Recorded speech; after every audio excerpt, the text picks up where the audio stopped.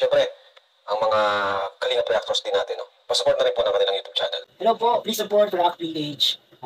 Sa pong Kalingap na sugid na taga-subaybay. Please support po ninyo.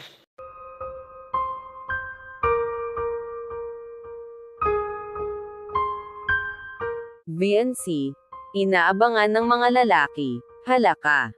Dalawa pati ito. Ano kaya ang nangyari? Malalaman nyo po dito. Magandang mapagpalang araw o gabi po sa inyong lahat. Maraming salamat po sa patuloy na suporta at tiwala sa panonood ng aking mga react videos. Salamat po talaga sa bumubuo ng programa ng Kalingap na sina Kuya Val Santos Matubang, Ate Edna, at Kalingap Rab. Pati na rin po sa idol ko na si Kalingap Papadan.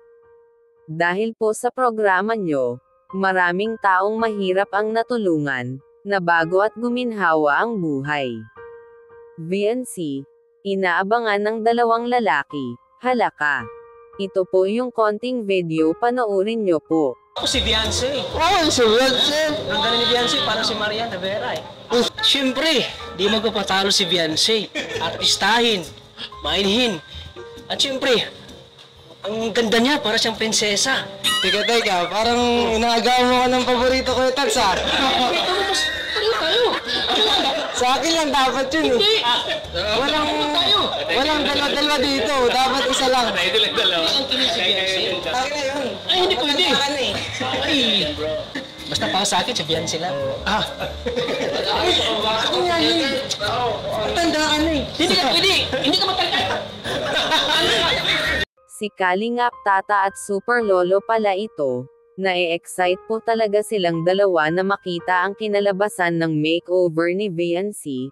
Ang ganda naman po talaga ni VNC, kahit wala po itong make-up. Kaya mas lalo po sila na-excite na makita ito na may make-up na. Sa inyo po ba? Kung magkaroon ng ka-love team si VNC, sino po ang gusto nyo na ipares sa kanya?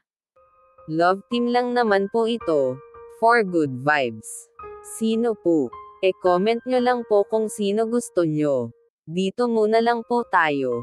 Salamat po sa suporta nyo. Sana po ay mag-subscribe kayo para ma-notify kayo sa panibagong react video na mai-upload ko. Ingat po kayo palagi. And God bless po sa lahat.